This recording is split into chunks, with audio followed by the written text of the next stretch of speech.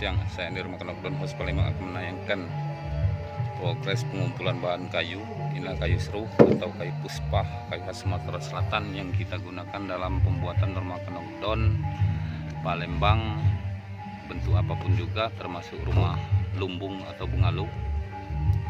Ini kita sedang lakukan pembongkaran atau pengumpulan bahan kayunya.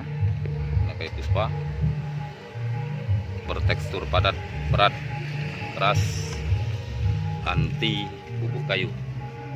Ini penampang fisik luarnya sangat bagus. Jadi kita menjaga benar kualitas bahan kayu yang kita gunakan. Kita tidak menggunakan bahan kayu campuran dan tidak banyak menggunakan bahan kayu. Khusus kerangka total hanya menggunakan satu jenis kayu, itu kayu seru atau kayu puspa.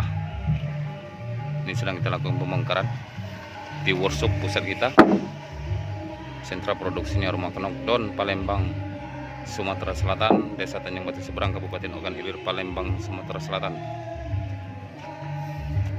Ini bahan kayunya sangat bagus, kita pilih benar. Ini sedang kita lakukan pembongkaran. Saya akan bergerak sedikit ke bagian truk. Semua jenis kayu ini satu jenis kayu, hanya kayu seru atau kayu puspa, tidak ada menggunakan bahan kayu yang lain.